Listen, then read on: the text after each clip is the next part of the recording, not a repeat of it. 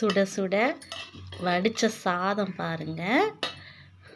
அப்புறம் குழம்பு, கத்திரிக்காய், பூண்டு எல்லாம் போட்டு காரக்குழம்பு நல்லா எவ்வளோ திக்காக நல்லா சூப்பராக வச்சுருக்கேன் பாருங்கள்.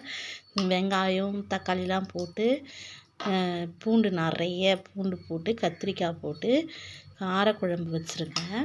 அதுக்கு சைட் டிஷ் பார்த்திங்கன்னா வெண்டைக்காய் ஃப்ரை. ஃபஸ்ட்லாம் ஃப்ரெண்ட் நான் வந்து வெண்டைக்காய்லாம் சாப்பிட மாட்டேன், பிடிக்காது. ஆனால் இப்போலாம் நம்ம வந்து காய்கறிகள் அதிகமாக எடுத்துக்கணுன்றதுக்காக ப்ரோட்டீன் அதே மாதிரி இன்க்ரீஸ் பண்ணணுன்னா நிறைய வெஜிடபிள்ஸ் வந்து நம்ம சாப்பிட்ணும்.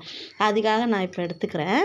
பார்த்திங்கன்னா வெண்டைக்காய் ஃப்ரை பண்ணியிருக்கேன் பாருங்கள். ஃபஸ்ட்லாம் முட்டை போட்டு வெண்டைக்காய் இருக்கிறதே தெரியாத அளவுக்கு நான் செய்வேன். ஆனால் இப்போ அப்படி கிடையாது. நம்ம அதிக அளவில் காய்கறியை வந்து வேக விட்டோன்னா அதோடைய சத்து எல்லாமே போயிடும். அதுக்காக என்ன பண்ணிருக்கேன்னா வெங்காயத்தை வந்து வெங்காயம் பச்சை மிளகாலாம் போட்டு ஃப்ரை பண்ணியிருக்கேன். லைட்டாக ஃப்ரை பண்ணியிருக்கேன். அந்த குழகுழப்பு தன்மை மட்டும் போகிற மாதிரி ஃப்ரை பண்ணியிருக்கேன். வெண்டைக்காய் ஃப்ரை. அப்புறம் பீட்ரூட் பார்த்திங்களா, பீட்ரூட்டும் ஹெல்த்தியானது, அதனால் பீட்ரூட் எடுத்துக்கிட்டேன்.